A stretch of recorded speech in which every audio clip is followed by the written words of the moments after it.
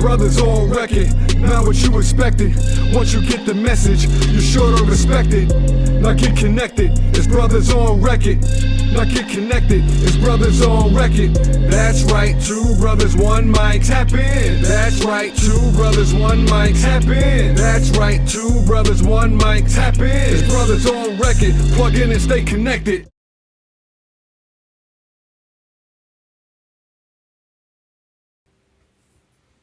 Welcome back to the pod, y'all. My name is Nasir Frexel, and I'm joined with Michael Frexel. Yep. And today we got a truly special guest, underrated figure. We'll get to him in a little bit, but first, in the theme of this episode, we're gonna talk about rappers. So, you being in the younger generation, I want to hear you first. Give me your top 3 rappers right now. Matter of fact, all the time, because we never really discussed this. Not order or order? Not in order, because this is gonna be really hard. Drake up there, obviously. Okay. A Boogie with a hoodie. A Boogie? Uh-huh. Okay. And that's that. Yeah. You really say A Boogie? Of course I listen to A Boogie. Mad New York. Okay. Old Tom. Oh, Old Tom? Yeah. Oh, Biggie. Stop playing, bro. You have never listened to Biggie by yourself without your dad being there. Yes, I did. Biggie, can't you see? Alright, bro. You know what? I'm gonna let you have that. My top 3, I'm gonna say Drake. I'm gonna say Eminem, and I'm gonna say I gotta say somebody in my generation. I'm gonna say Lil Uzi. How do you feel? Yeah, that's my top 3. But I'm surprised you said Biggie. Mm-hmm. Alright, give me 3 Biggie songs right now. Woo! My mind is boggling right now. It's like, so you capping? Nah, I'm not capping. I could. Be for real. Who's really your number 3? Because you don't know Biggie like that. Yes, I do. Alright, what's his album? Like, give me one of his albums. What Notorious Big. No, his album name. Notorious Big. Big. Okay, bro. You know Ready to die? No, the one. Yes, I was about to say that. On bro, I was about to say that. Michael. I was literally about to say the one with the casket. That was the album cover, Life After Death. When was he around? About like 1990, 90s. Okay, alright, fine. Anyway, without further ado, I just want to introduce the guest we have today. I know him as Mr. Shim. He's our barber. Mm-hmm. He does everything, give you that nice clean lineup if y'all need. But we go by Shawn, Shim, however you say it. How you doing, boss? All right, how you feeling? What's going on? What's good, my guys? Appreciate you for coming out here, especially in the conditions. Y'all don't know this, but it's snowing outside when they're recording. It's crazy. So we really appreciate you for coming out. Yeah, show no love. doubt. No doubt. Of course. So for the audience that don't know much about you, where you from? Where you grew up in? Well, originally, when as far as I go back and remember, we used to live on Parkside, on Bedford and Parkside, and then from Bedford and Parkside, we moved to East New York and Cypress. Okay. Yeah, I moved to the East and Cypress, and I grew up there basically. With your mom? With my mom's. Pops? Nah, my pops. Okay. Wasn't too much around. Just me, my sister, and my mom. So it was like, it was only like I had other family come by and stuff like that. But my dad, he rarely came through. Like he'd come, see him once in a blue, and then I don't see him no more. Yeah. So it was kind of like rough growing up like that. But that was it. And that's all I can remember as far as the childhood growing up from there to there in East New York. But so you I had a pretty from there to there I had a pretty good like growing up with my sisters and not having an older brother or somebody to look up to. My uncle used to stay with us. So he was like an uncle that he'd go in his room, he'd really count him out, you know, he never stayed in there. I mean, like, he'd go out, he'd come in and stuff like that, but he never, like, sat down and, you know, had conversations with me and showed me the ins and outs. So a lot of that stuff, me growing up over there, I had to learn from the older guys. Wow. You know what I'm saying? So were you the older brother? No, I don't have, I'm the only son. Oh, you're the only son? Yeah. Okay. So I had 2 sisters. I got 3 sisters. Oh, you're the oldest child, I mean. No. I got an older sister and a younger So sister. you're the middle child. Yeah. So I'm the only boy, yeah. Okay. So how would you say you moved to the East? How was like, because I know the East New York, even now, it's like pretty rough. Two different hoods, yeah. Yeah, you well. go from Park and to like East New York. How was that transition for you? Yeah, well, from me remembering from Flatbush, I don't remember too much of it being, because I wasn't outside like that. I was like probably like 4. I was 4 years old, so I didn't know too much about over there. Yeah. Flatbush probably was about, it probably was hectic. And this had to be like I was born in 70. So this had to be like maybe 80. You know what I'm saying? Yeah. Somewhere around there. Well, I don't know how long I stayed there, but I know I stayed there until I turned like we moved to East New York. I probably was like 12. Okay. You know what I'm saying? So now that's when you were like puberty. So going through, yeah. Okay. So how was that in the East? Like, were you like, what type of kid were you? Were you rough? Were you like smart? Yeah, well. Streets, like, tell me. Yeah, well, growing up as a kid over there, the East kind of showed me a lot. One, like, see, now the kids, they got games and video games. We had that, like PlayStation, it wasn't PlayStation, it was Atari. Or Atari. Nintendo, Atari, and and then we made up games. So we originally, we used to come up with, they had Ringo Levio. So people, Ringo Levio was like a game. You go outside, right? And you pick your team, and they got to round up the other team. Right? So when y'all, it's like y'all rounding up they squad, but you got to catch them. So when you catch them, you go Ringo Levio 1, 2, 3, 1, 2, 3 like that. And then once you catch them, now once you get their whole squad riled up, then the game starts all over and you pick your, it was like that. Okay. But we made our own games. We made building tag. It was crazy. We had some weird games, but we always had fun. We didn't have to, you know what I'm saying, always stay in the house. Right. And basically like how they be saying, oh, we outside. Yeah. We was outside. You was definitely outside. There was no phones, there was no internet for real. Yeah. That was not like as accessible yet. How was high school? What high school? High school for me was kind of like, it wasn't that bad. I went to fashion industry. Okay. So when I went there, the first time I got there, I had to take a test, like a drawing, because I was good always with drawing. I used to always sit down and mess around. Yeah. So at that time, my mom said, they different schools, they was like trying to figure out where I was going to go. One thing my mom didn't want me to do is go to the neighborhood school, like in the neighborhood. So, and at that time, she wanted me, my sister went there, my aunt went there. So she was like, well, I think fashion would be a good school for you. Yeah. So, I wound up going to fashion industry from there. And then, well, when I went there that's when my life changed. Tell me about that. All right. Well, my life changed from fashion industry because it was like, back then, it was like a barrel thing. It wasn't too many. First of all, that was a school with all females. They just started letting guys there. Okay. So when they opened the school and they had, more females there than guys, like my friends always, I never had to tell them, yo, come up to my school, come up to my, they know all the girls go there, so they up there every day. So I never had to tell them, yo, come up here, man.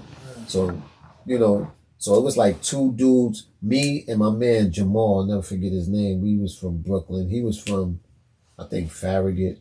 Yeah, Farragut. That's downtown Brooklyn. Yeah. So he was from Farragut. So me and him, I didn't know him then, but, being that he was from Brooklyn, we got tight. So we was going to the same school. We got cool. Then all of a sudden, I remember, I had just got back from suspension. I don't know what it was. So this girl, she was from Harlem. And she was like, they was talking about him. So I'm sitting there. I'm like, yo, why you talking about my man like that? And he ain't here. You know what I'm saying? So she like, yo, mind your business. What you do? You always talk, getting in something that ain't got nothing to do with you. Oh, he a bum and this and that. I said, so why don't you tell him to his face? Why you know? So she like, why don't you mind your business, Don? So now this girl I used to talk to, she said, Shawn, you know, chill out. You just came back from suspension. You don't need that trouble, blah, blah, blah. So now the girl gonna say, oh, I'm gonna go get my cousin. So I said, well, go get him. The dude? Yeah. So she said, I'm gonna go get my cousin. It was a guy. He came back. So we squared off, got in each other's face, whatever. So nothing never happened. I said, you know, it didn't. Everybody broke it up, so then nothing happened. So, this was in the school or outside the school? Nah, this was in the school. So once that happened, I left the school. Right, I didn't want to stay because I felt uneasy about the situation. So I left. I went home, and I told my friends that always come up to the school. I said, "Yo, come up here, man." You know, I had a little situation, so it was like, "Hey, no problem." They come up there anyway, so they came up. So when we got up there, I didn't see the guy. So everybody goes to this luncheonette on the corner. We get there. I'm on the corner. So they like, yo, I said, matter of fact, they're going to do it right there. So when they seen him, they chased him. Oh, shoot. Chased him in the school. So anyway, once they chased him in the school, he gets in there. I don't know what happened. So we leave. We go up to Martin Luther King. We used to just go up to everybody else's school. Like when we didn't go to my school, we go up to everybody else's school. So we go up there, and we get there. So they was like, "Yo, we going back to the hood." So I was like, "Nah, I can't go back to the hood because my mom see me out of school. She gonna kick my behind." So I was like, "Nah, I'm out of here. I got to go back to school." So one of my friends said, "Look, if you're gonna go back to school, you're gonna need something." So I'm like, "What are you talking about?" So he was like, "Yo, you're gonna need it was a razor. I never forget. It was a little razor." Right. He said, "Yo, you're gonna need this to protect yourself." So I said, "All right, no problem." So I took the razor, I stuck it in my sock. So I went back to the school. I get there. So the security is like downstairs in the lobby. So he was from Manhattan. So he said, "Yo, did you go upstairs to your home classroom?" I said, "No." He said, "Well, come with me." So I said, "All right." So I walks with him. Now, mind you, the building got elevators on both sides. So I said, "All right, I'm going to go with you." I walk with him. We go upstairs. He said, "Matter of fact, let me go back to the dean office and let him know that we're gonna take you to your home room because you got to go to the dean office because they had a situation." So the guy must have went back and told him that I had some guys come up there. Oh, shoot. Yeah, so they wanted to talk to me. So now, as we going upstairs, I never forget, we took the elevator on one side.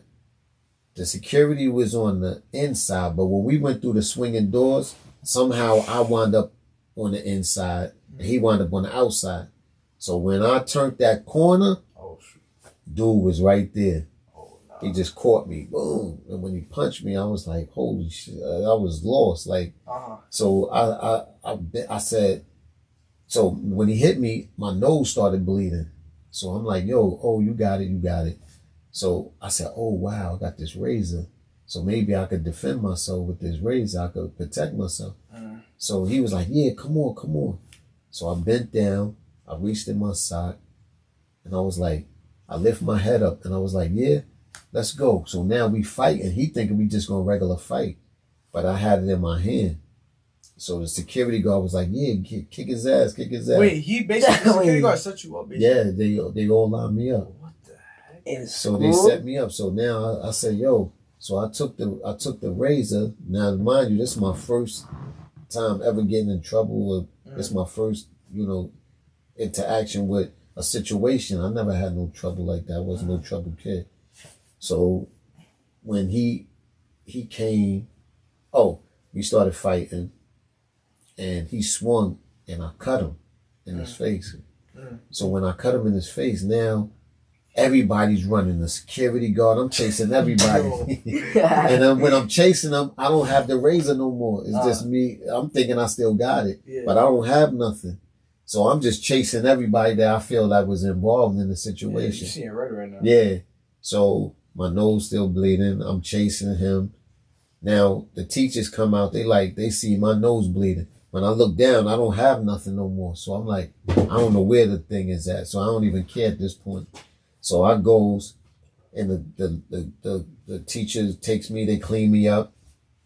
So now I'm in a room, the door just busts open. Yo, this guy is leaking. He got blood all over the place. So now I'm like, I grab a chair. I'm like, I'm still ready. Like, yo, I got to keep this dude off of me. Yeah. So I'm still trying to defend myself. So somehow he runs out the classroom. He passes out somewhere in the hallway. Oh, damn. So now they don't know that I cut him still. They just like, what the hell? He's bleeding. How is he bleeding like that? So I'm sitting in the classroom. They come upstairs. The police is there now. So I'm sitting in the classroom. Now they didn't clean me up. So all you see is blood all on my shirt. And everybody like, now they come up, the police come up to the classroom. They put me in handcuffs. So I'm like, I'll go downstairs. They bring me downstairs. The guy is wrapped up like a mummy. And they got him in like a chair. Yeah. And they put me in a lineup right there. They was like, look, is this the guy that did that? That, you know, cut you? He shook his head.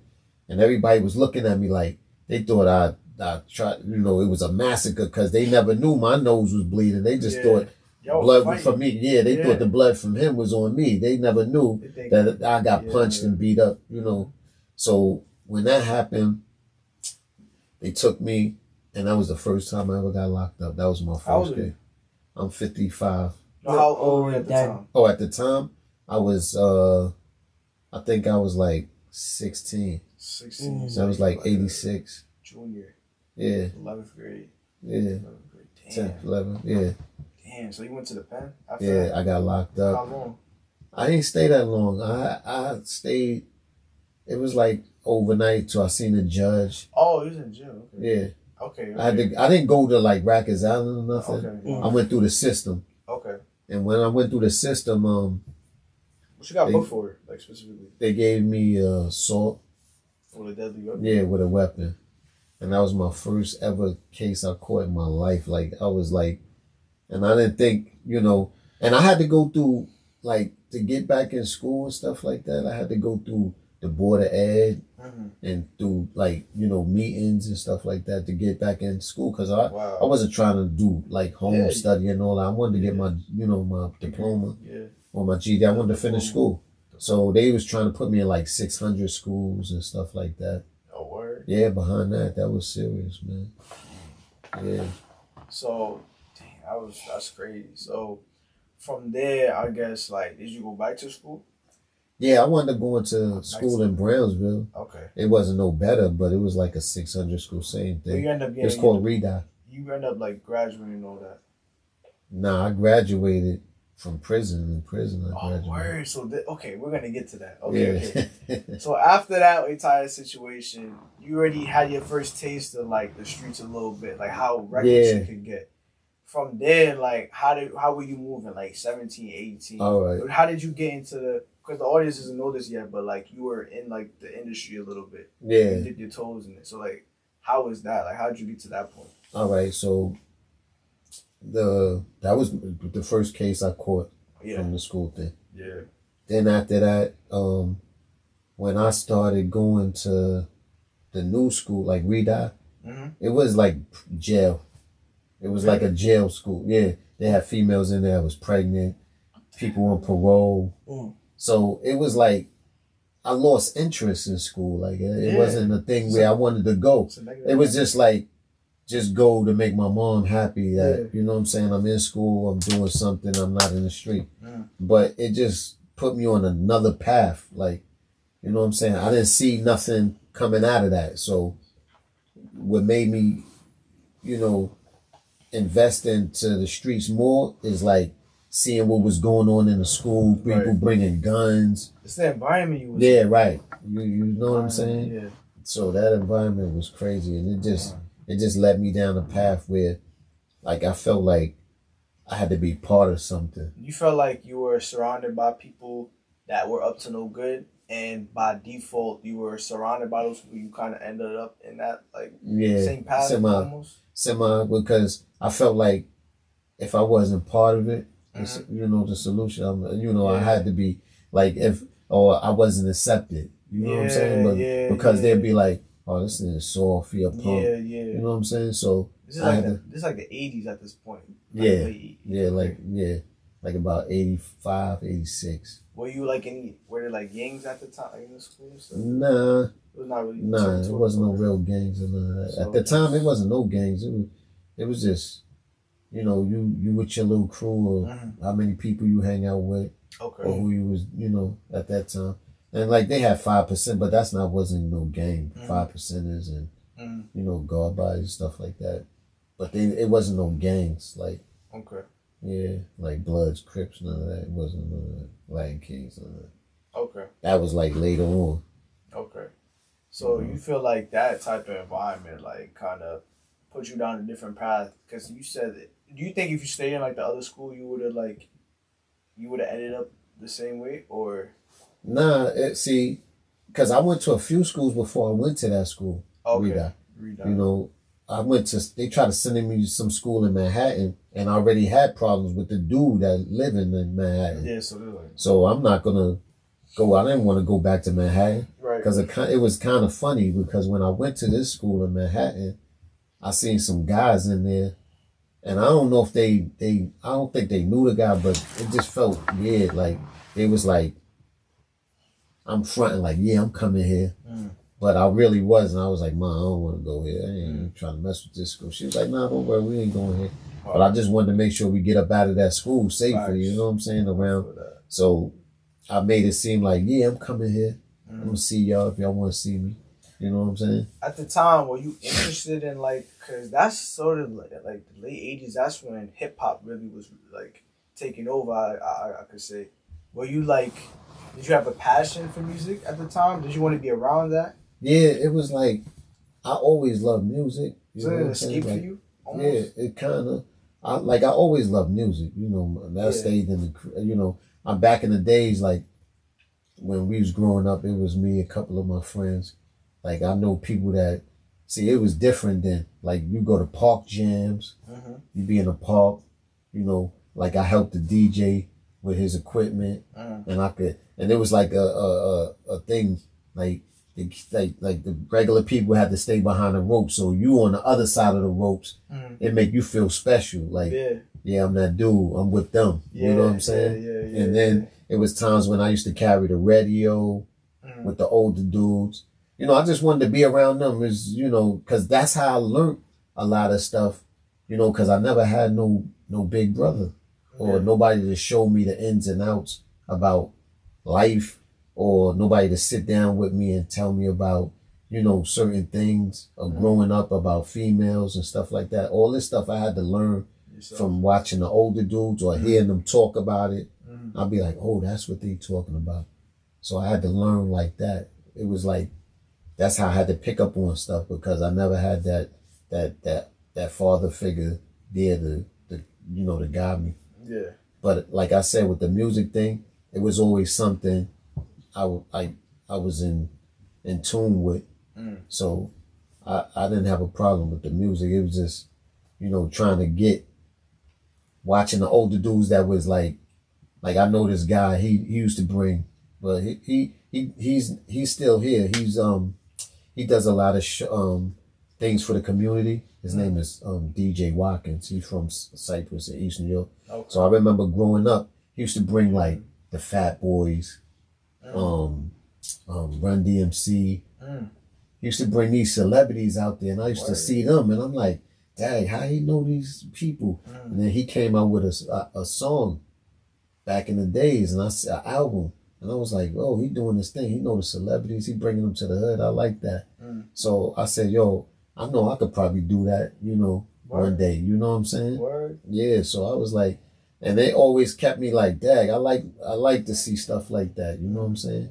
So my community, when I remember when he brung them out there, and I was like, starstruck, you know what I'm saying? Because I've seen all these faces. Yeah, I seen you on TV. Like, you know what I'm saying? Yeah. So it was like, kind of like, wow, he really did it. Like, he doing it, you know what I'm saying? So looking at him, what did you want to, like, what was the role that you were, like, inspiring to do when it comes to the hip-hop scene? Like, what did you want to do? Because did you rap? Did you want to, like, Nah, I never rap. I was trying to, yeah. I was trying to manage, but trying to learn it at the same time as I go on. Okay. Because I didn't get a chance to really sit down and have the time to really know to manage a business. You know what I'm saying? But I had a partner that worked with me named H. Hightower. He worked with me, and he did a little bit of music with Mary and stuff like that. Mary so J. Blige? yeah. Okay. So he did a little bit of stuff with her, and he kind of like was with me, like coaching me and showing me the ins and outs of the music thing. So when I was away, my sister knew this guy that went to school, and he was kind of good with rapping. So he'll rap and stuff like that. And she was like, when I came home, she was like, Shawn, I know this guy named Reeks. You know what I'm saying? He rapped real good. I said, word? I said, well, let him know. Let me hear him. So I wanted to hear him first. So one day I came in the car. She was like, oh, this is Reeks. So I was like, my sister told me. He was like, yeah, I heard a lot about you.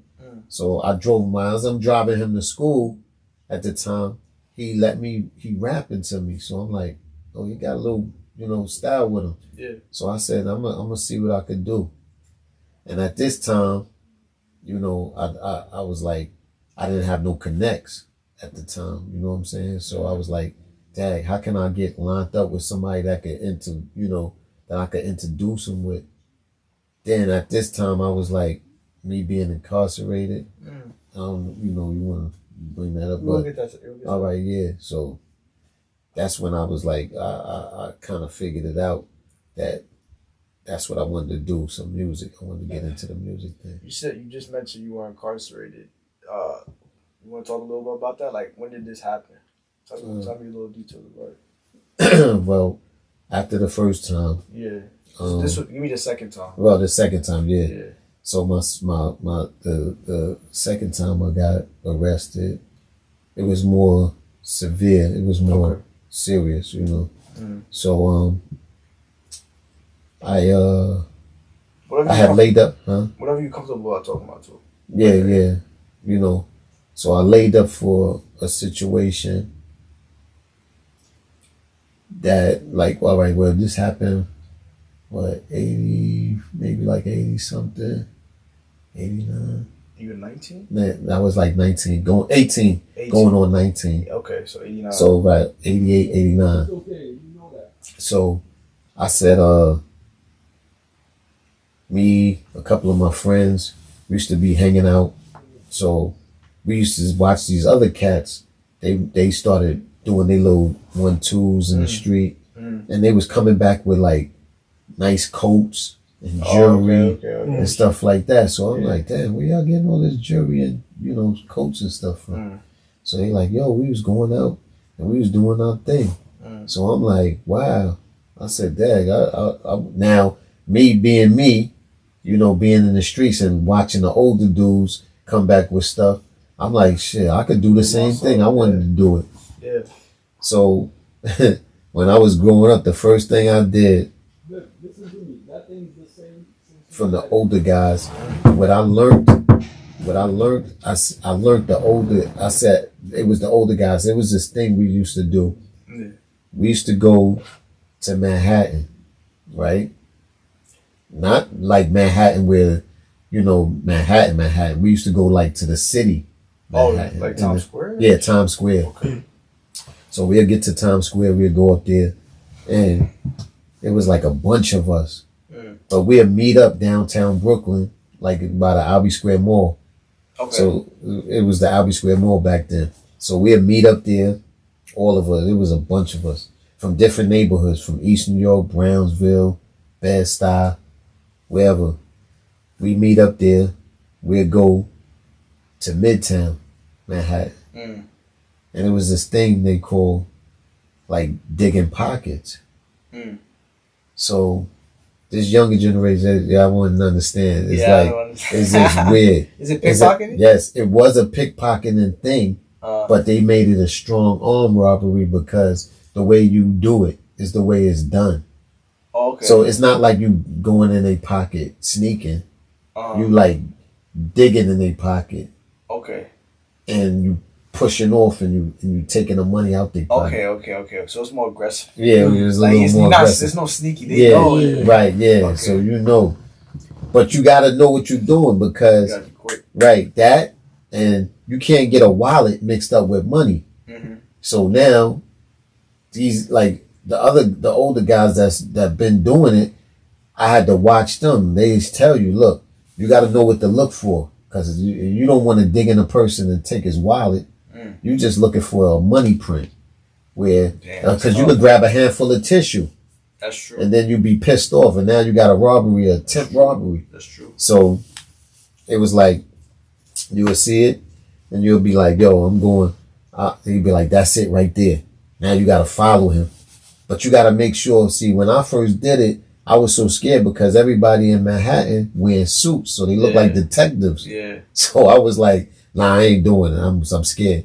So I'm like, and mind you, we go up there with no money. And I'm like, man, I'm not hopping on no train getting locked up. So I got to get home. I need some money. Yeah. So I'm going to get this money, by any means. Yeah. So I get there. My first time up there, I follow them looking, people doing their thing. So I said, now it's my turn. I got to look for something. I see it. I said, I'm going. I went. The man I never forget, he was going inside the bank. Oh, sure. Yeah, so I said, this got to be it. So all I know is I went in there, I put my hand in there, and I said, yo, I can't get my hand out of his pocket. What? My hand got stuck. How the hell? Because he fell down, like he went down. When he went down, I said, I can't get my hand. Yeah, I couldn't get my hand out of his pocket. Right, yes. So my hand was stuck in his pocket. So now I see people coming out, trying to come out. I'm trying to come out. I mean, they trying to come out, and I'm trying to hold them so I can get my hand out. I'm holding my foot on the door. So now there's another guy. He's telling me, "Yo, watch out, watch out." So I'm like, "Nah, I'll get it. I can get it." So when I came out, man, I had a stack of money like this. My eyes turned into plates. All I kept saying, I was stuck for a minute. I looked. I said, "Oh, I got to get out of here now. It's over. It's on." So I threw the money in my pocket and I hauled ass. How long was that? Like, was it seconds? Like, it happened. All that happened. It seemed like allegedly. Yeah, allegedly was happening. Yeah, in seconds. Yeah, it was like it happened, but it happened so fast. It seemed like it was a long time. Like it seemed like I was there forever. Like 15 seconds. Yeah. Because you had to get out of there. Yeah, so I'm like, oh man. So all I remember is I'm running and I see a bunch of people behind me. It's my friends though. It's not the guy. It's not no heroes, superheroes or nothing. It's my friends. They seen the money too. So I get to the train station. So I see a bunch of guys following me. So I'm like, from there we go straight back downtown. That was the hangout. Like, we get to the mall. I get back down there. So a bunch of people just like, yo, I was there. So, you got to break certain people off that you feel that was, that participated in the situation. But I only remember a few faces because all I saw was that money. I ain't care about nothing else. So who was there? So, but, I said, let me break off this person and that person. I'm only breaking off 2 people and that's it. So I did that. This other guy kept following me. So I said, I got a trick for him. He followed me into the bathroom, right? He said, yo, I was there, bro. You ain't never give me nothing. I said, yeah, you was there? I don't remember you. He said, yeah, I was there. I said, all right, I got something for you. Hold on. He ain't know. I already had a joint on me. Oh, allegedly. Yeah, allegedly. I had a GTA. Yeah, so I had the thing on me. Wow. And I let him know. I was like, yo, you want something still? She like, nah, I'm just saying, he fell back, but I felt comfortable and I was like, let me get from down here, man, because I already see people going to be trying me. So, and when I got back to the hood, I started feeling like, yo, dang, I made enough money. I could buy my own clothes. I ain't gotta ask my moms, you know. And that's how it started. It just started from that. And then it just led to other little things. And other little things led to that. Yeah. And that's how I wound up, you know, getting into that. But then, like the music thing, like you were saying, the music thing, I had met, when we talk about it, Kim. Yeah, at the time. let's talk about it. All right, so I met Little Kim. Lil Kim. The rapper. You know about Lil Kim? I think so. You know about Biggie, so you gotta know about Yeah, Biggie. right. Yeah, I know. Yeah. Right. I'm here now. So we listening. So at this time, I met Kim. She wasn't Kim at this time. She was Kimberly. But I met her at Empire Skating Ring. You know. Oh yeah, that used to be the ring right there, Empire and Crown Heights. Yeah, Crown Heights. Okay. So when I first met her, we was I met her friend. My best friend, God bless his soul, he met her.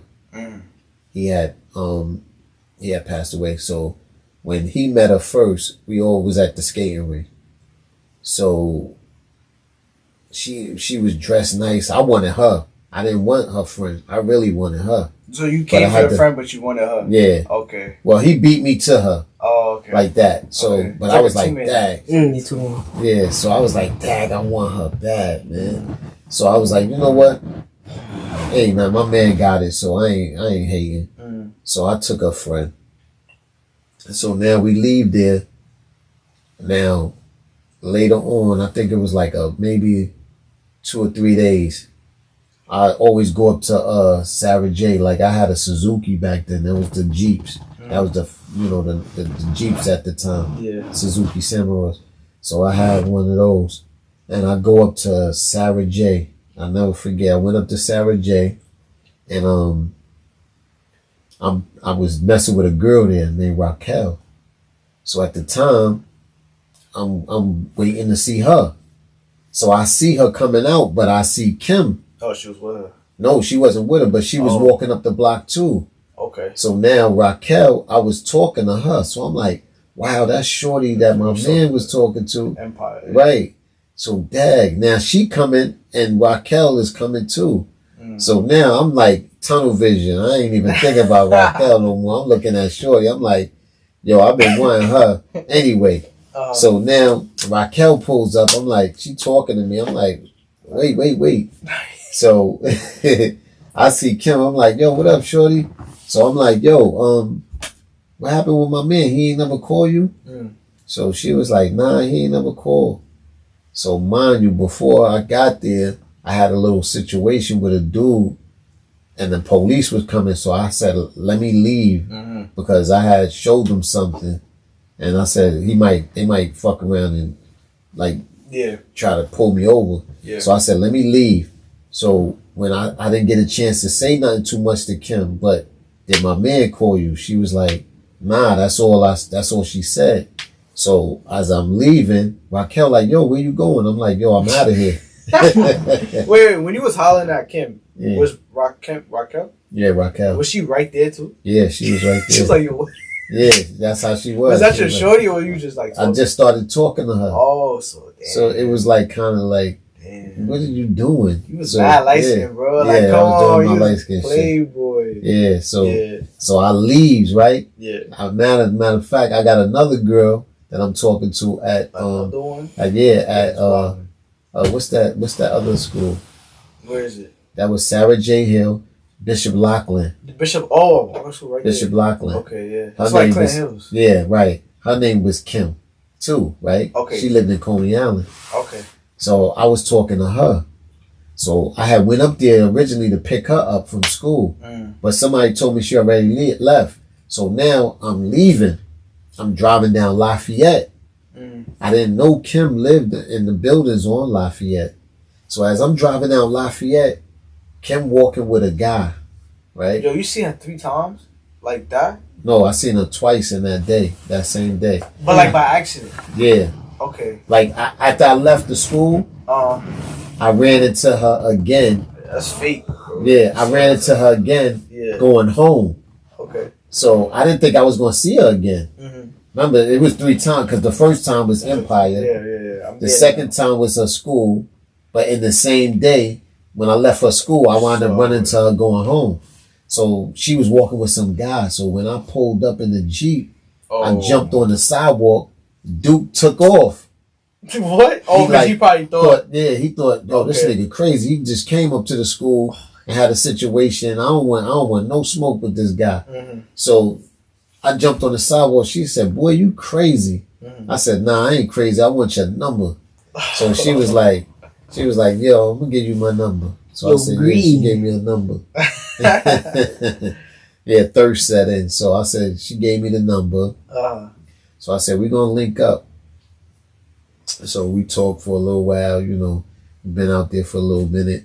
And then I had wound up getting locked up. Right? You went back, Yeah, I wound up going getting locked up. This time I had to do time. I had to do 8.5 years. Rikers? Yeah. Upstate, brackets, all that.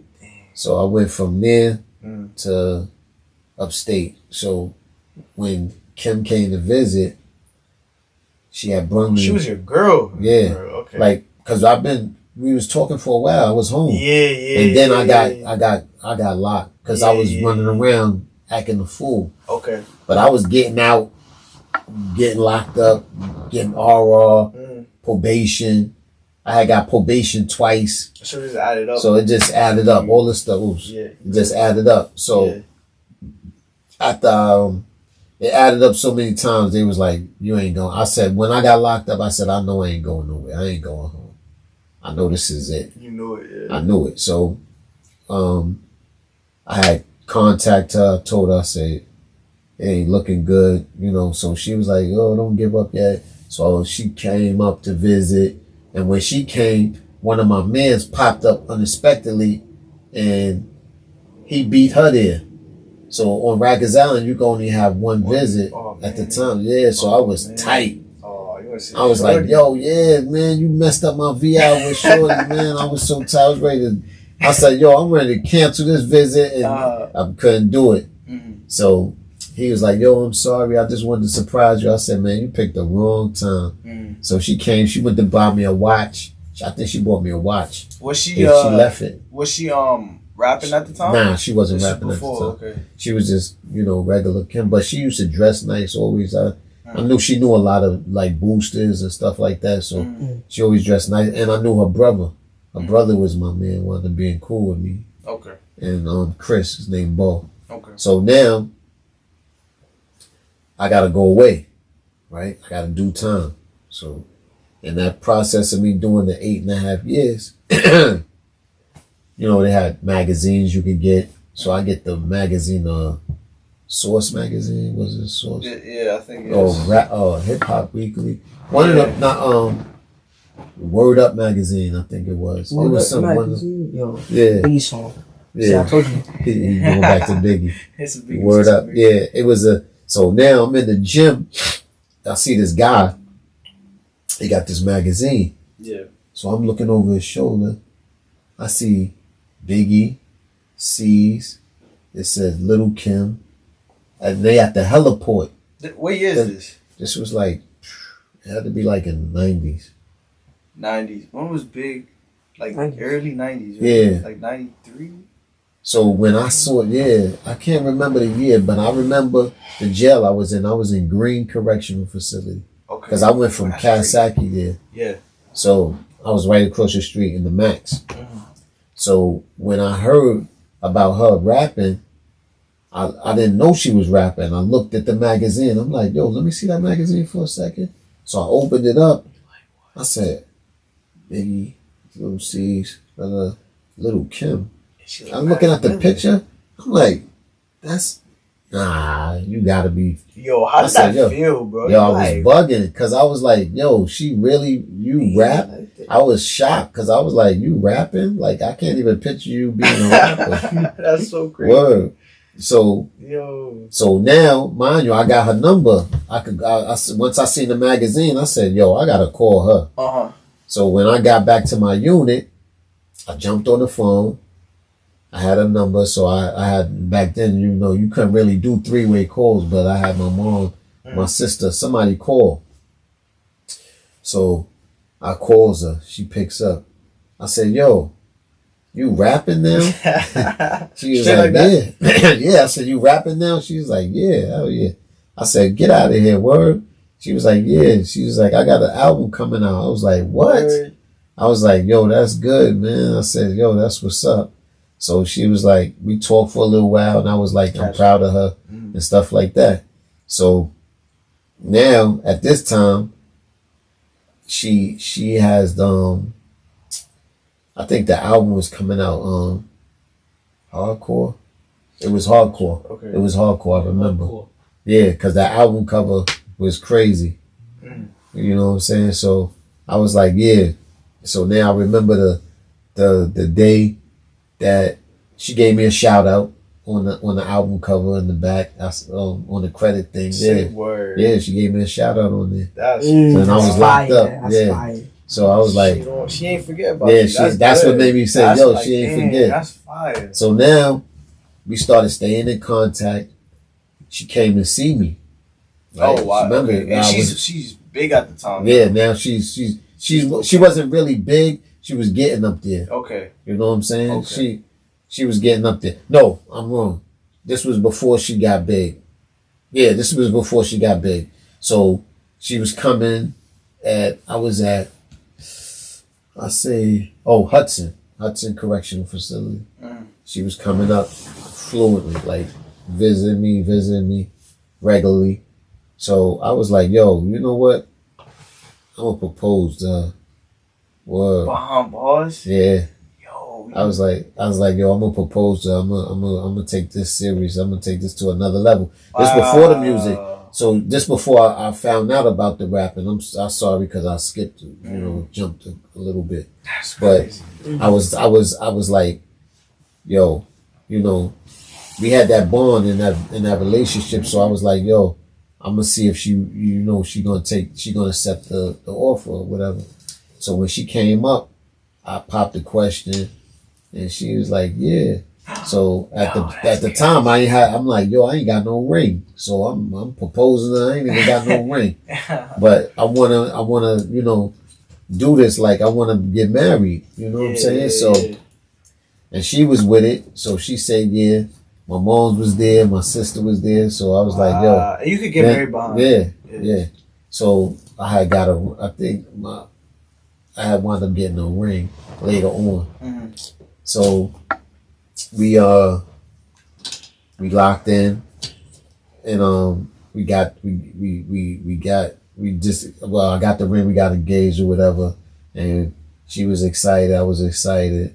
But then now this is when the music started like clicking for her. Mm. So I'm like, yo, I'm not getting visits.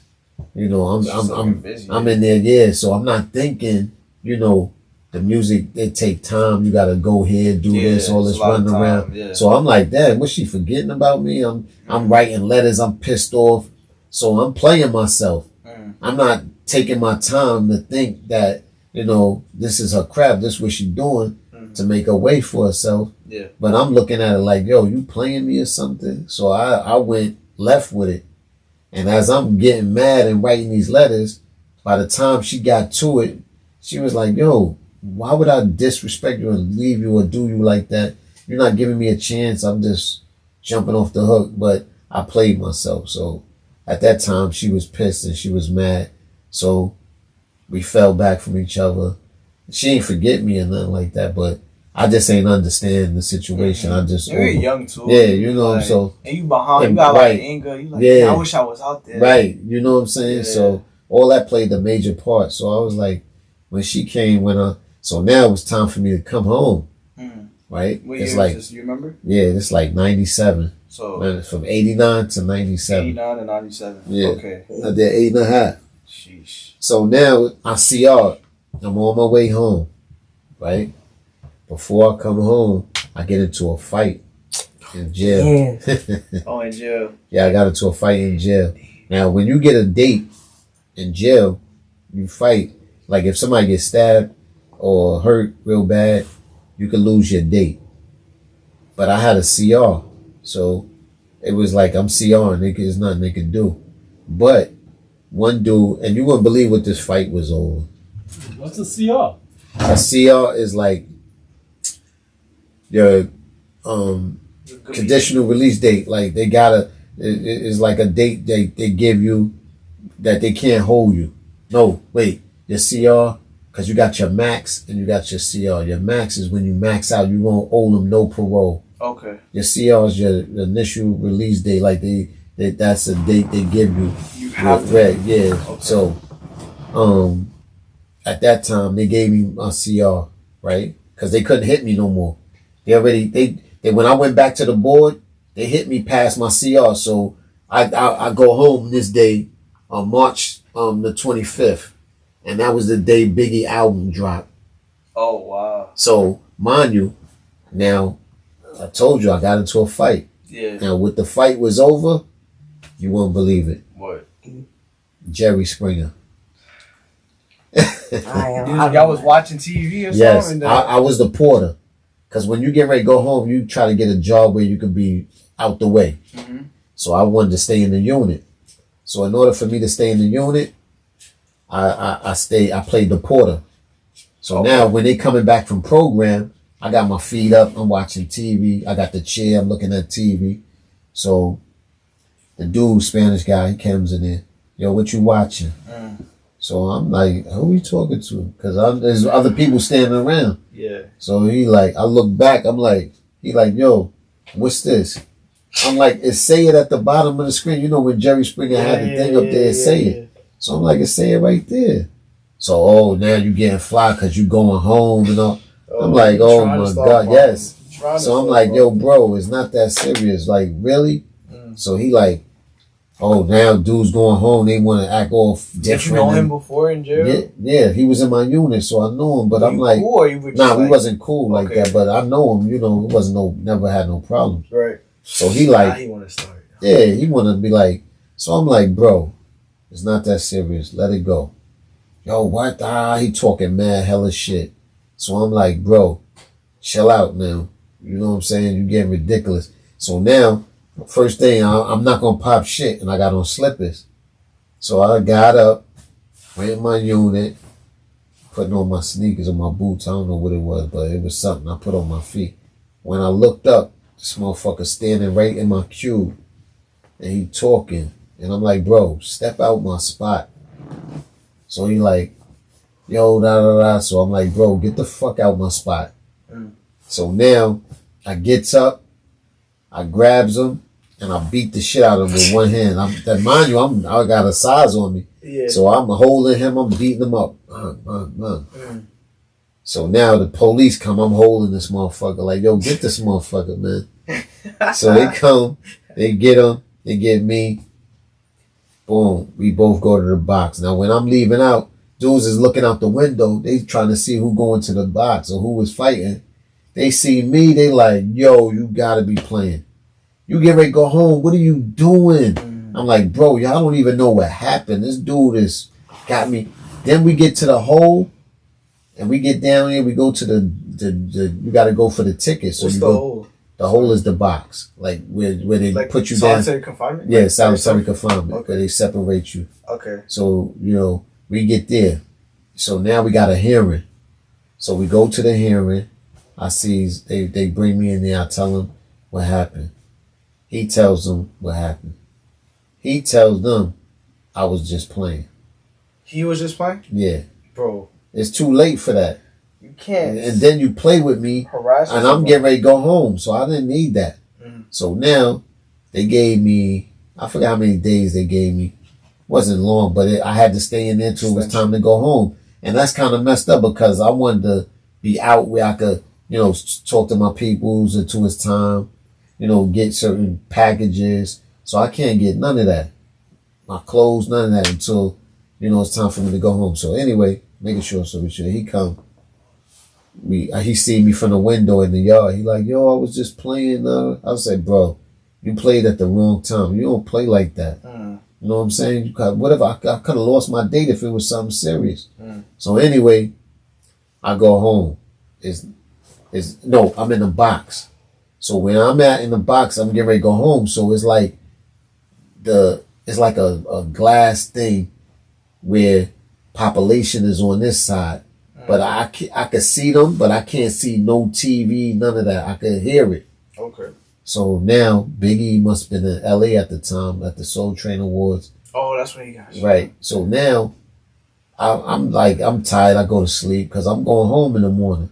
So I go to sleep. So when I get up in the morning, dude's like, yo, the porter comes in there to do the feed up. He don't know about rap. No, he's an older guy. He's like, somebody with some letters died. So I'm like, who? Pun? Karis One? I'm just naming people with letters. Like, you know what I'm saying? Yeah. So I'm trying to name people. He like, I said, B.I.G.? He said, yeah, I think him. I said, yeah, what? He said, yeah, he got killed. I said, yo, you gotta be kidding me. I was like, yo, this shit got me. So I couldn't see it or hear it, nothing. So I was like, well, I'm going home on, the 25th of March. So by the time March 25th come around, I'm on my way. I didn't know Biggie album dropped that time too. So I was like, holy shit. So on the way home, I'm listening to his album. Fire. And then I said, let me call Kim. So I called her. I could hear she was still upset, crying. So she was like, I told her, yo, I'm home. I'm on my way home. She was like, oh, I'm happy for you. I'm proud. I'm glad to hear you going your way home. Yeah. So I didn't want to stay on the phone with her long because she sounded like, she was going through it. So I was like, all right, I'll talk to you. I'll get up with you or whatever. So mind you, that whole time I didn't see her when I was home. I didn't see her. I haven't seen her. I didn't see her. So they did a show at Randall's Island. And just so happened, I happened to go with one of my friends. I'm in the crowd, mind you. I didn't even know she was there. She pops out. So I was like, they got Kim here? She performing? Yeah, she performing. Okay. So I was like, oh shit, Kim is performing here? So I see her come out, and I'm like, I'm telling her brother, yo, I'm trying to call him. So he catch eye contact. He's like, yo, there goes Shim. Yo, call him. Yo, get him up here. So he trying to get me up there. Yeah. So he like, yo, I can't get you through. Just go around. So I said, all right, I'm going to go around. So I goes around. I get to the entrance. They don't want to let me in. Why my man I was locked up with, he over there working. So he like, yo, Shim, yo, what up? That's so I was crazy. Like, yeah, everything just happened to fall right. Yeah. They connected right. So now I get to the back. I see her by the limo. She was like, yo, what you doing? I'm like, nothing. She was like, yo, come to the crib. Just follow Bo. Get the information. Bo is her brother, Chris. So she said, get the information from him. So I said, all right. So we link up with Bo. I asked my man, yo, what you doing? He was like, we ain't doing nothing. I said, you want to go to the crib? He was like, yeah, we go to the crib. So he was driving. So we go out to Jersey. That's Biggie old crib we went to. So we get there, sees all them. I don't know them yet at the time. So I'm getting to meet them as I get there. I'm talking to Bo. I go in the house. There's a bunch of people. So she introduced. She was like, yo, this was my ex-husband. We was engaged. So they people ain't really know. Yeah, they like, I never knew that. Yeah. And that's when I did Driven, VH1. Wow, life story. And it was like from there, that's when I said, oh shoot. Remember I told you about the artist, my little man, the guy? Yeah. I was like, yo, she was like, being around her, I used to go, help her and come out. And she used to be like, yo, just to pay me to be, make sure. Wow, and I was like, nah, I'm good. I ain't want to take no money. I was like, so she was like, you home now, what you want to do?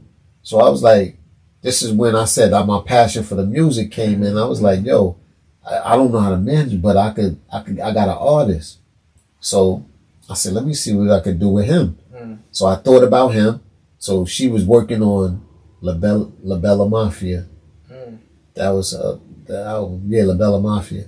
So I said, yo, she was like, she was going to be at Sony, the studio. Yeah, Sony. My dad. Yeah. So she was like, I'm going to be at Sony. So I said, all right, I'm going to bring the guy with my artist with me, Reeks. So I brings him up there. We up there. He freestyle for her. She like his energy. She was like, yo, bring him to the studio tomorrow. So every day we go into the studio. I'm like, wow, I'm about to manage this dude because this is what I want to do, and I see where I want to be. Yeah. So I said, this is good for me, and it keep me out of trouble. You know what I'm saying? Yeah. It kept me down, so I don't be getting myself caught up with nothing. So now we links up, and it was like, her brother had an artist, I had an artist, and one of my men, I didn't know him at the time, my man Miami, he had an artist, he had the Advocates being saying, so she combined them all together and named them the Beehive. Oh, word? Yeah, so that's how they became the Beehive. When was it? Like, this was like late 90s now? Yeah. This is like 98, 99? Yeah. Okay. And she named them the Beehive, and they came together, and that's when we started booking shows for them. When they did the Scenario, they did that over on Flex, and from that day, I was like, that's how I started learning the music through my man. He was teaching me, so I was like, yo, as we go on, we booked shows. We booked 2 shows. She came out for teen night, and then there was another night we booked them for in Jersey, and she came out and supported them. And she was like, yo, I like what you're doing with them. Keep doing what you're doing. And, and then that's when I started meeting a lot of people like Swiss, other people in the industry. Yeah. You know what I'm saying? I was like, wow, this could go somewhere. You know what I'm saying? That's fire. And that's how it went. And my life it changed after that. That's crazy. I'm happy that she was like, she didn't forget about you. She still held it down for you, even when like you served more time. Like, even if you guys fell out, she ain't go Hollywood on you. She was there during that time. That's what I respect about her, because she always kept it funky, and she kept it real with me. And she keep it real with her peers and certain people. You know what I'm saying? She keep it real with them. But she never forgot. Even when she went to the feds and she had to do her time, we correspond. I wrote her. She wrote me. You know what I'm saying? Are you guys still in contact to this day? Yeah, we speak, but I haven't spoken to her in a while. The last time I seen her, I was in Atlantic City. She had to do a show out there. That was the last time I saw her. It was around my birthday. It was like this year? It was in February. It was a couple of years ago. Okay. That was the last time I seen her. That's mad cool. Y'all still cool though. Like, yeah. We don't got yeah. That's no bad energy, none of that. That's good. That's good. That's good. Yeah. So you had them, your artists, artists at the time. At the time, I was trying to get them into the music thing, and then I had a little fallout. Me and her had a lot of differences and a little fallout, but that didn't stop them. That's good. You know what I'm saying? So, but I just fell back from the music thing and everything else. I was just going through other stuff in my life that I just backed up from it. Okay. And try to find another lane and doing something different. Because sometimes that thing, it take a while and you gotta have money. You know what I'm saying? So money, people. Yeah, It's a lot. Yeah, so.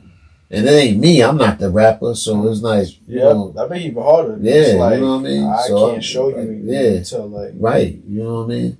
I can't. I'm trying to chase something, and I ain't got the money like that, and so I just went and did my construction thing. I started working until I could figure it out, but I still left him on a good path with her. You know what I'm saying? So whatever they worked out or however they decided to do what they do. They had to figure it out, but I just tried something else. How do you feel like present day? Yeah, kids. Like you had kids after this? Yeah, I had my daughter. I had my first daughter when I was 27. Okay. I came home, my Shawnee, and then I had my other daughter, Amani, and then I had Taylor. And Tia. You have 3 daughters? Yeah. Oh, wow. That's amazing. No, 4. 4 daughters. 4 girls, yeah. So. Oh, yeah. Then the last one, yeah. The baby, yeah. Yep. Dang. But at the time when I was with Kim, I had 2 kids. I had a Shawnee and Amani. Okay. Yeah, so. How it feel being a father, man? It feel good. I'm blessed. I'm a grandfather now. That's amazing, bro. Oh man, that little girl got me wrapped. And I got all girls, so Yeah, that's what I I'm saying. think Your that whole was a family. punishment to me. You had no brothers, no Nah. nothing, just straight girls. Daughters, Yeah, my sister got all the boys. Okay, She got 3 boys. okay.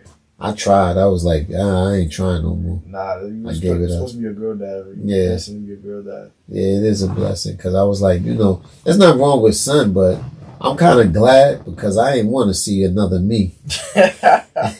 Little For Junior real. running around. Running around, I'll be like, yo, he just like me, and I know what they gonna go through. I know he gonna put me through hell. Yeah, But my girls, I love them. I wouldn't change nothing. that's amazing, bro. I love them. So, and I'm a good father. I have my little situation with my last kid.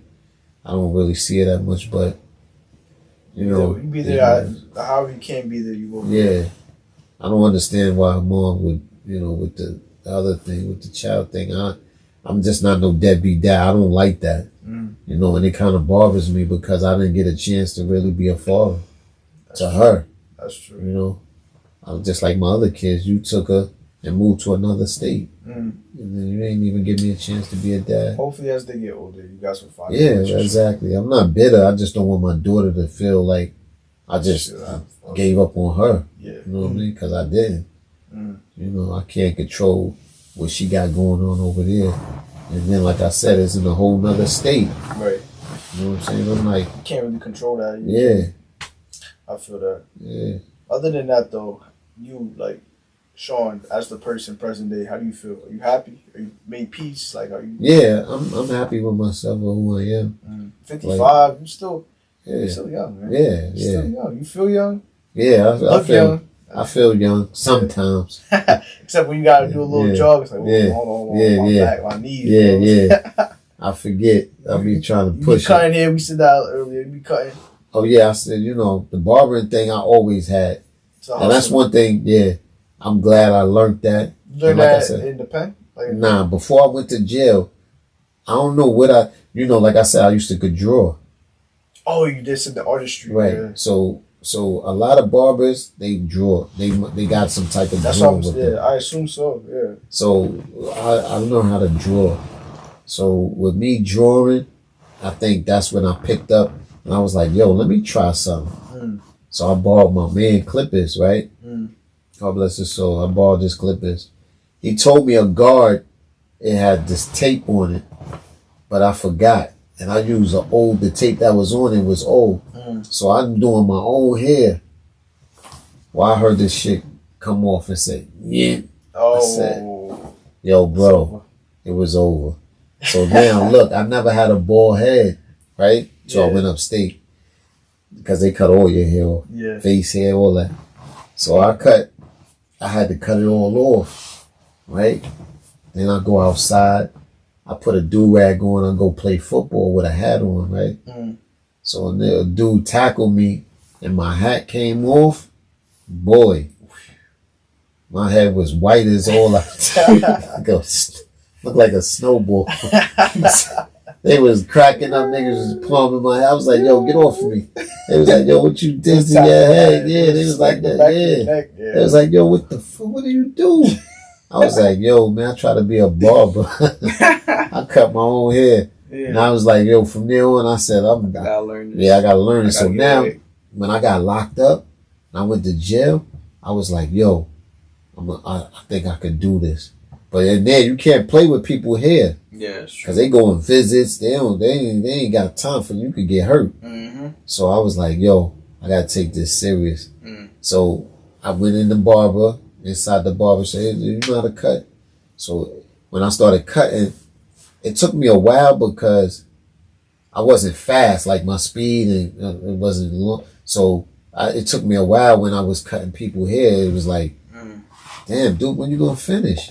But I'm trying to perfect it, right? I'm just trying to perfect it. I don't want to leave them, you know what I mean? Little things I see, I'll be like, and I'm like that now, you know that. You still got that, So I'll be like, yo, if I see something, I'll be like, yo, come here, let me see something. Yeah. I gotta straighten it out. I can't. That just mean you a good barber. You care about your client. Yeah, right. I care. So when I got it and my speed picked up, I was the man. Every jail I went to, I was in the barber shop.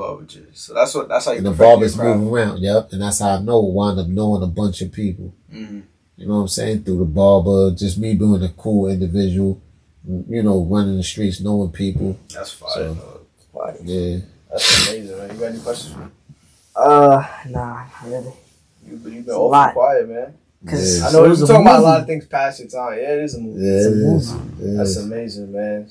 Yeah. But now you still, you know, barber on the side. What you do? Yeah, I do that ever since COVID hit. I started doing like barbering on the outside because I was working in the barber shop until when COVID hit. It kind of worked out for me that way. It showed me another way, and I ain't charge people a lot, you know, because I know everybody ain't got it. So I said, you know, let me yeah. Good, I said, bro. let me charge, you know, make it a decent price. Yeah. I leave room for tips. Yeah, Just put it like that. I ain't ripping people off, and I'm coming to you. yeah. So I ain't. That's a fact, yeah, bro. you know what I mean. Nah, bro. And I ain't got to pay for the chair, none of that. I could keep all my bread. And like I said, it worked out for me. And I love it. Now I wouldn't change it for nothing. me and my brother truly appreciate you. I feel like your story is so amazing because to the point where you are from age 0 to 55, Yeah. like I feel like the whole time you've been the same. Like you just Yeah. got that so chill, nonchalant. Yeah. You've been like, or you know, people get you tight, of course. Yeah. Yeah. But I can tell you just generally want to make people happy and you want to just Absolutely. hold their peace. Like Absolutely. you want to be able to provide that positive, good energy. You feel Absolutely. me? Because I didn't feel like, I felt like, not to cut you off, I feel like, you know, I did a lot in my past that I truly regret, Yeah. you know, and Yeah. I can't change that. And you sat down for a while Right. too, so like, damn, Yeah. I don't ever want to. Yeah, it took me 3 times to get it right. I Yeah. mean, you know, some people Every time don't you get it try. at all. That's true. You know what I'm saying? They still doing bids, but it took me 3 times to really get it. Do you think And having that last one I did a 3 flat. I had 8 sales to an undercover. damn, And I ain't never sold drugs in my life, but I tried it. And it's not for you. It wasn't It's for not me. for you. And I said, that's what I said. I said it wasn't for me. And when I got in there, just when I knew I hit rock bottom.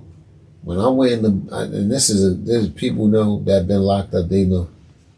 I never laid on the floor in the bullpens. Never in my life. Always sat on the bench, had a nice spot to rest. Never laid, just when I knew I was getting too old for that shit. I was like, I laid on the floor and I was like, that's when I knew I was tired. Can't go back. I was done. I was like, and then you had dudes in there, your OG. Oh, whoa. What you calling OG, man? I ain't that old. They calling me OG. I'm like, nah, not me. Now I ain't you no OG. The back then, nah, come on. Now. Yeah, I was like, OG. One dude said, yo, OG, you know what time it is? I'm like, who? I'm looking around like, who you calling OG? Yeah. Tell me what time it is. I said, nah. I looked at my watch. I was like, it's such and such. I said, but I'm not no OG, bro. Don't call me that yet. I ain't hanging up my boots yet. Yeah. For real. You OG now though, man. Yeah, now I can say. Now your grandpa. Yeah, that's now what I like, said. you know yeah. what? My life is content. I can accept that. I can accept that's that. good. That's good. Yeah, I could take that. Wait, you like a family man now too. You Yeah. with the fam, you chilling. Like right now, I drive trucks. I drive a truck for this company. I deliver appliances like stoves, refrigerators.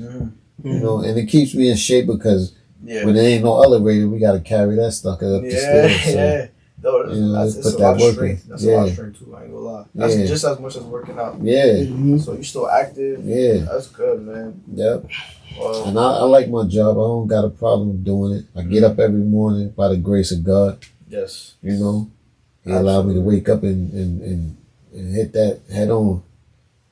Well, He was able to support me and take care of what I got to take care of as a father. And different. Oh, I ain't even tell y'all. What's up? This is another situation. Remember, I said I didn't know who my at the time my pops wasn't there like that. So I'm gonna tell you an incident, right? It had to be like towards the end of my bid, right? I had just got to this facility. It was Otisville. I'll never forget. I was in Otisville. I had just got there from Fishkill. Like all these jails is in the same hub. It's not too far away from each other.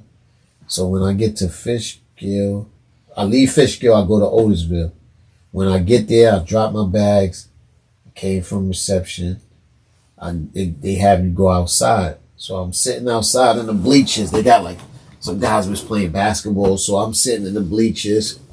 So as I'm sitting there, I'm watching these dudes play basketball or whatever. So I happen to look, and from the side, I'm like, yo, why does this dude look like my pops? No. Mhm. What? Yeah, I'm like, yo, this dude look like my father. So I was like, what's the chances of that being my dad? No freaking way. Yeah, so I was like, I don't know. But it just stuck with me, right? So I was like, I wanted to go down there, but I was kind of far, but I was like, and he was walking, and I was like, I don't want to run down on this man. He ain't Yeah, you're my dad. Yeah, right. That's crazy. He was like, oh, man, I ain't owning you, son. Boy, I don't know who you are. Yeah. Who your mama? You know what I'm saying? Yeah. So I ain't say nothing. Now the next day, I don't get up. I don't never go to breakfast.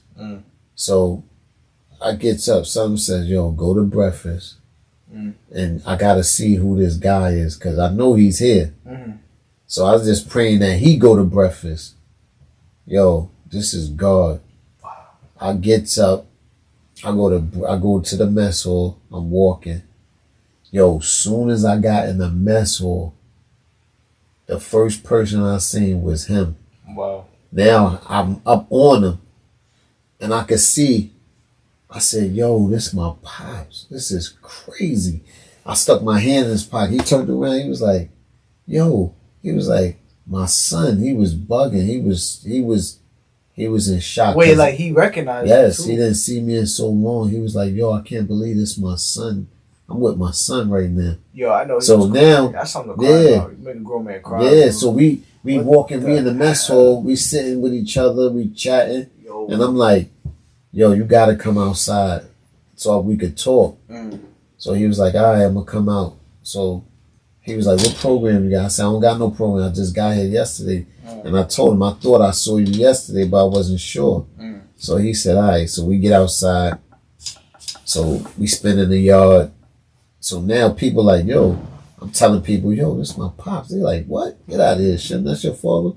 He was like, yeah, it's my son. So they like, yo, just, he said, yo, I ain't gonna lie. I felt like a celebrity in the jail because everybody was like, yo, that's Shim pops. Yo, that's my, that's Shim dad. Da, da, da. He was like, yo, I was taking pictures with these things and all that, So it was like a thing where now he here. So he works in the library. So I said, yo, I'm gonna come up there. I'm gonna bring some pictures. Wow. So I showed them the family. When I told my mom, she was like, get out of here. So now he getting visits. When I get visits, they coming up to visit him. You know what I'm saying? But he was short at the time. He was getting ready to go home. Yeah. So I still had a couple of months to do. So I said, yo, yeah, I said, yo. So one day we spent in the yard. I had some bud. And I was smoking in the yard. And I was with my peoples. And he was like, yo, I just, I'm glad your mom's. He asked me one question. He was like, you're not mad at me, are you? I said, nah, my mom's never raised us to hate you or nothing like that. That's good. He was like, yo, nah, because I just feel like, I wasn't there and I know, I don't want you to think that, I just abandoned y'all and left y'all like that. I was like, man, listen, people go through what they go through, but that's one thing, moms never raised us to hate you or disrespect you. So I even felt funny cursing around him at first.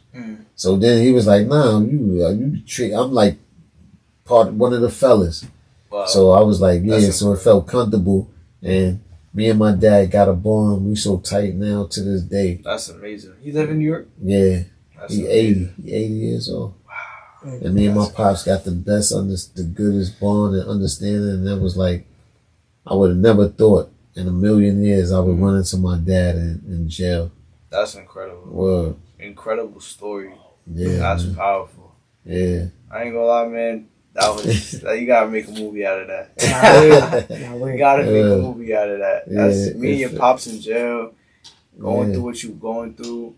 Yeah. Early childhood, and then now you just could sit back and relax and like, all right. Yeah. Like, I'm done with all that. I just want to chill and just like be at peace with myself. And Yeah. my family. That's good, man. Yeah, because it's like, I mean, people go through things, and then they don't know how to handle certain things, and a lot of people just give up, or you know, they go back and forth in and out of jail. I was like, I can't. I got kids. I got to be a father. I got girls to raise. I don't want nobody, taking over them, or it's just something to think about. You know what I'm saying? A lot of people out here, they lost. They don't know what they want to do with themselves. I was like, I gotta figure it out, because I'm not gonna let time just go by you before you know it. Yep. It's over. You know what I mean? Truly appreciate you for coming on and telling your man. story. Really powerful story, incredible story. Thank you, man. Appreciate y'all for letting me express myself on your platform. You got any, you want to tag your Instagram or something like that? Anything? Oh yeah, it's on Facebook. Shim.Shawn. That's, I think, Shim.Shawn. Yeah. So if they need you, if you're in the New York area, definitely he'll pull up on you. New York City. Yeah. New York City, he'll pull up on you, get you fresh. Jump in the DM. Yeah, get you right. What else? You do anything else? You do anything other hustles? No, that's basically just the barbering thing. Alright, listen, he'll get you but right. If you need a refrigerator and a stove. That too. You got you. Strong dude. Some appliances, I could get that too. But yeah, again, thank you for coming out, telling an incredible, powerful story. Yes. I'm with me and my brother, even though he probably too young to understand. I understand. I'm truly proud of you, bro. And I'm just thank you. I appreciate that, and it's a lesson for the younger youth his age too. Especially for the audience too. They gotta hear this. Yeah. So yeah. But I appreciate you for coming out. Thank you guys for staying tuned, listening, and we'll catch y'all in the next episode. Yeah, ready. Thank you. Take care, y'all. Get connected, it's brothers on record. Now get connected, it's brothers on record. That's right, two brothers, one mic, tap in. That's right, two brothers, one mic, tap in. That's right, two brothers, one mic, tap in. It's brothers on record, plug in and stay connected.